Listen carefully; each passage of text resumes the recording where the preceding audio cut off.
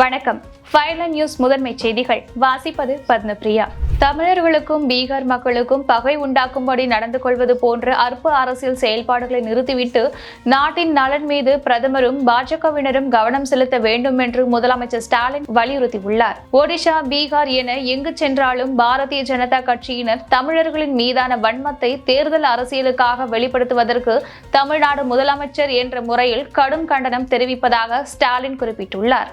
நாட்டில் உள்ள அனைவருக்குமான பிரதமர் பொறுப்பில் இருக்கிறோம் என்பதையே மோடி அடிக்கடி மறந்து விடுவதாக முதலமைச்சர் ஸ்டாலின் தெரிவித்துள்ளார். பள்ளிக்கரணை சதுப்பு நில பகுதியை சுற்றி 1 கிலோமீட்டர் சுற்றளவுக்கு எந்த கட்டுமான பணிகளுக்கும் அனுமதி அளிக்கக்கூடாது என்று சென்னை உயர்நீதிமன்றம் உத்தரவிட்டுள்ளது.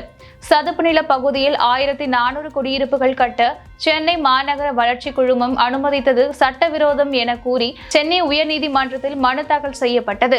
அந்த மனுவை விசாரித்த நீதிபதிகள் பள்ளிக்கரணை சதுப்பு நில பகுதியில் கட்டுமான பணிகள் மேற்கொள்ளக்கூடாது என்ற உச்சநீதிமன்ற உத்தரவு தெரியாமல் CMDA அனுமதி வழங்கியது எப்படி என்று வினவினர். இது தொடர்பாக வரும் 12ஆம் தேதிக்குள் பதிலளிக்க மத்திய மாநில அரசுகளுக்கு சென்னை உயர்நீதிமன்றம் உத்தரவிட்டுள்ளது.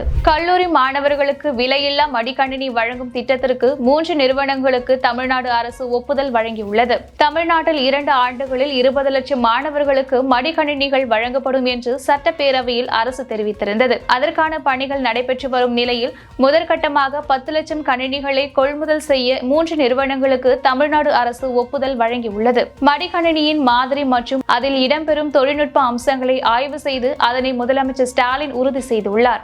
தேர்தல் தேதி அறிவிப்பதற்கு முன்னர் மடிக்கணினிகளை வழங்கிட அரசு திட்டமிட்டுள்ளதாக கூறப்படுகிறது. பீகாரில் பாஜக தலைமையிலான தேசிய ஜனநாயக கூட்டணியின் 69 பக்க தேர்தல் அறிக்கை வெளியிடப்பட்டுள்ளது. முதலமைச்சர் நிதிஷ்குமார், துணை முதலமைச்சர் சாம்ராட் சௌத்ரி, பாஜக தலைவர் JP நட்டா மற்றும் கூட்டணி கட்சியினர் இதனை வெளியிட்டனர். அதில் பள்ளிகளில் மதிய உணவுடன் சத்தான காலை உணவும் வழங்கப்படும் என்று தெரிவிக்கப்பட்டுள்ளது. மேலும் 1 கோடி இளைஞர்களுக்கு வேலைவாய்ப்பு வழங்கப்படும். பெண்கள் வேலைவாய்ப்பு திட்டத்தின் கீழ் 2 லட்சம் ரூபாய் நிதியுதவி வழங்கப்படும். ஏழை குடும்பங்களை சேர்ந்த மாணவர்களுக்கு ஆரம்ப பள்ளி முதல் முதுநிலை பட்டப்படிப்பு வரையில் தரமான கல்வி இலவசமாக வழங்கப்படும் என்பன உள்ளிட்ட பல்வேறு வாக்குறுதிகள் இடம்பெற்றுள்ளன. ICC உலகக்கோப்பை வரலாற்றில் நாக் அவுட் போட்டிகளில் முதன்முறையாக 300க்கும் அதிகமான ரன்களை துரத்தி பிடித்த அணி என்ற புதிய சாதனையை படைத்த இந்திய மகளிர் அணிக்கு பாராட்டுகள் குவிந்து வருகின்றன. மகளிர் உலகக்கோப்பை தொடரில் 200+ ரன்களை இந்திய அணி துரத்தி பிடித்ததில்லை என்ற மோசமான சாதனை உடைபட காரணமாக இருந்த ஜெமிமா ரோட்ரிக்ஸ் பாராட்டு மழையில் நனைந்து வருகின்றார். ஆஸ்திரேலியா நிர்ணயித்த 339 ரன்கள் என்ற இமாலய இலக்கை எட்டிப்பிடிக்க காரணமாக இருந்த அவரை பல்வேறு விளையாட்டுத் துறையைச் சேர்ந்த பிரபலங்களும் பாராட்டி வருகின்றனர். மகளிர் உலக கோப்பை தொடரில் தொடர்ச்சியாக 15 போட்டிகளில் வாகை சூடிய ஆஸ்திரேலியாவின் வெற்றி நடைக்கு இந்தியா முற்றுப்புள்ளி வைத்திருப்பது குறிப்பிடத்தக்கது. மகளிர் உலக கோப்பையில் இறுதிப் போட்டிக்கு முன்னேறிய இந்திய அணிக்கு அதிமுக பொதுச் செயலாளர் எடப்பாடி பழனிசாமி வாழ்த்து தெரிவித்துள்ளார். இது தொடர்பாக X தளத்தில் பதிவிட்டுள்ள அவர், அரையிறுதியில் ஆஸ்திரேலியாவை வீழ்த்தி உலகக்கோப்பை இறுதிப் போட்டிகள் நுழைந்து இந்திய மகளிர் கிரிக்கெட் அணி மீண்டும் ஒருமுறை நாட்டை பெருமைப்படுத்தியுள்ளதாக தெரிவித்துள்ளார். அசாதாரண ஆட்டத்தை வெளிப்படுத்தி இந்தியாவை பெருமைப்படுத்திய ஜெமிமா ரோட்ரிக்ஸ், ஹர்மன் பிரீத் கவுர் ஆகியோரை வெகுவாக பாராட்டியுள்ள பழனிசாமி, உலகக்கோப்பை வென்று வாருங்கள் என்று வாழ்த்தியுள்ளார். இந்திய கிரிக்கெட் அணியின் முன்னாள் கேப்டன் முகமது அசாருதீன் தெலுங்கானா மாநில அமைச்சராக பதவியேற்றுள்ளார். காங்கிரஸ் ஆட்சி நடைபெற்று வரும் தெலுங்கானாவில் மாநில அமைச்சரவை விரிவுபடுத்தப்பட்டுள்ளது.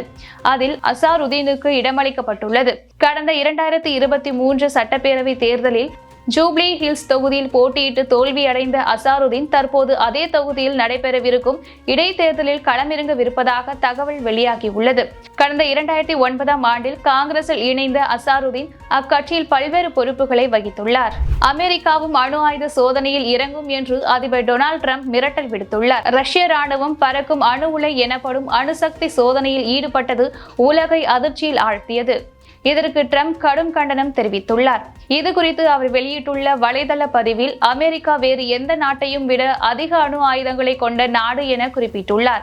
அமெரிக்காவில் உள்ள அணு ஆயுதங்களை சமமான அடிப்படையில் சோதிக்க தொடங்கும்படி ராணுவத்தை அறிவுறுத்தி இருப்பதாக டொனால்ட் ட்ரம்ப் தெரிவித்துள்ளார். இதனால் 30 ஆண்டுகளுக்கு பிறகு அமெரிக்கா அணு ஆயுத சோதனையில் ஈடுபட உள்ளது. இத்துடன் இந்த செய்திகள் நிறைவடைகின்றன. வணக்கம்.